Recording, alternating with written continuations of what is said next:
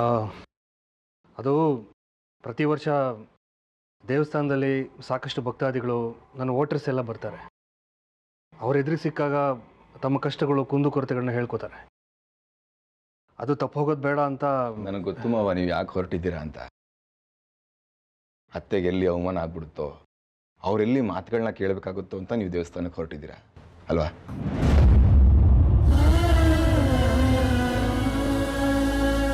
ಒಪ್ಕೊಳ್ಳಿ ಮಾವ, ನಿಮಗೆ ಅತ್ತೆ ಬಗ್ಗೆ ಇನ್ನೂ ಸಾಫ್ಟ್ ಕಾರ್ನರ್ ಇದೆ ಅಂತಂದಮೇಲೆ ಅವ್ರ ಬಗ್ಗೆ ನಿಮಗೆ ಪ್ರೀತಿ ಇದೆ ಅಂತ ಅರ್ಥ ಅಲ್ವಾ?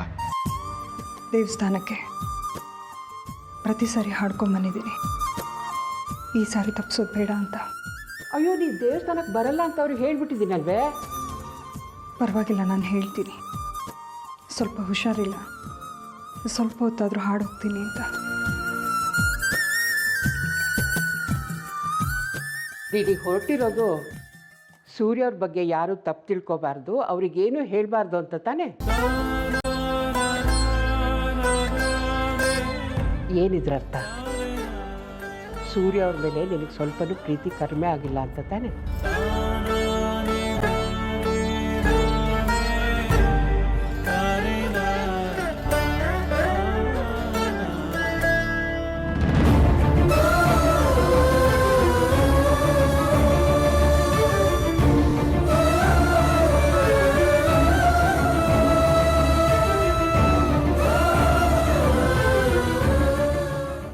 ಮಾವ ಬನ್ನಿ ಹೋಗೋಣ. ಬನ್ನಿ ಬನ್ನಿ.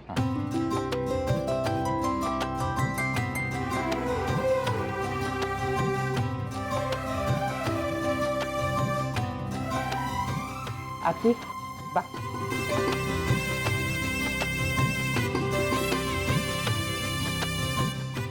ಬಂದ್ರಾ? ಕೂತ್ಕೊಳ್ಳಿ.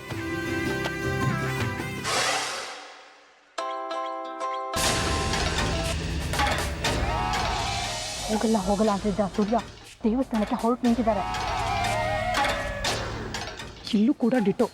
ಹೋಗಲ್ಲ ಅಂತಿದ್ದ ಆರ್ತಿ ಆಂಟಿ ಅಲಂಕಾರ ಮಾಡಿಕೊಂಡು ಆಟೋಲ್ ಕೂತ್ರು. ಇದ್ರ ಹಿಂದೆ ನಿಮ್ಮಣ್ಣ ಆ ರಂಜಿತದೇನೋ ಕೈವಾಡ ಇರಬೇಕು. ಅದೇನು ಅಂತ ನಮ್ಮ ಅಣ್ಣ ಅಂತ ಹುಟ್ಟುಬಿಟ್ನೋ ಅವನು.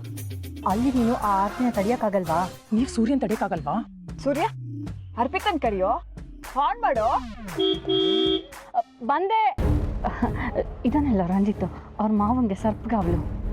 ಇಲ್ಲೂ ಅಷ್ಟೇ, ಆ ಮುದುಕಿದಳಲ್ಲ ಆರ್ತಿ ಹತ್ರ ಸುಳಿಯೋಕೆ ಬಿಡ್ತಿಲ್ಲ. ಹೋಗ್ಲಿ ಬಿಡು, ಆದ್ರೆ ಯಾವುದೇ ಕಾರಣಕ್ಕೂ ದೇವಸ್ಥಾನದಲ್ಲಿ ಅವರಿಬ್ರು ಹತ್ರ ಆಗ. ಹಾ ಬಂದೆ. ಸರಿ ಕಣೆ, ಆಮೇಲೆ ಮಾಡ್ತೀನಿ.